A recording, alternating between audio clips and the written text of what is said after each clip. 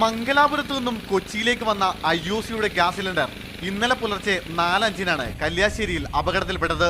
നിയന്ത്രണം വിട്ട് ഒരു ഭാഗത്തേക്ക് മറിഞ്ഞ ടാങ്കറിനുള്ളിൽ നിന്നും വാതക ചോർച്ചയുണ്ടാവുകയും തുടർന്ന് തീപിടിക്കുകയുമായിരുന്നു. സംഭവം നടന്ന് മിനിറ്റുകൾക്കുള്ളിൽ സ്ഥലത്തെത്തിയ ഫയർഫോഴ്സ് തീ പടരാതിരിക്കാനും ടാങ്കർ തണുപ്പിക്കാനുമുള്ള ശ്രമങ്ങളാണ് ആദ്യം നടത്തിയത്. കണ്ണൂർ, കാസർഗോഡ്, കോഴിക്കോട് ജില്ലകളിൽ നിന്നുള്ള 18 ഫയർ സ്റ്റേഷനുകളിൽ നിന്ന് 180-ലേറെ ജീവനക്കാരും നിരവധി വാഹനങ്ങളും മണിക്കൂറുകൾക്കുള്ളിൽ അപകട സ്ഥലത്തെത്തി.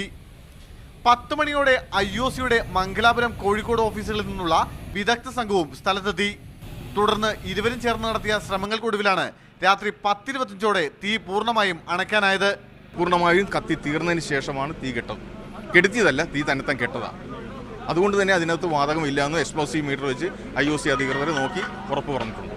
അപകടം വരുത്തിയ ടാങ്കർ ഇന്ന് സ്ഥലത്തു നിന്നും നീക്കാനാവുമെന്നാണ് പ്രതീക്ഷിക്കുന്നത്.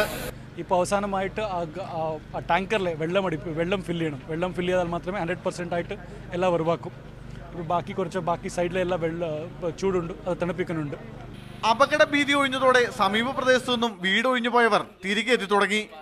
ജനപ്രതിനിധികളും രാഷ്ട്രീയക്കാരും അടങ്ങുന്ന വലിയ സംഘവും രാവിലെ മുതൽ തന്നെ പ്രതിരോധ പ്രവർത്തനങ്ങളിൽ സജീവമായിരുന്നു.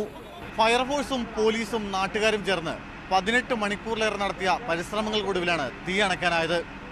ഒരു വലിയ ദുരന്തം കൂടിയാണ് ഈ കൂട്ടായ്മയിലൂടെ ഒഴിവായത്. അപകടം നടന്ന കല്യാശ്ശേരിയിൽ നിന്നും ക്യാമറമാൻ ഷിജിത് കണ്ണോമിനൊപ്പം സുനിൽ ഐസക്, മീഡിയ 1.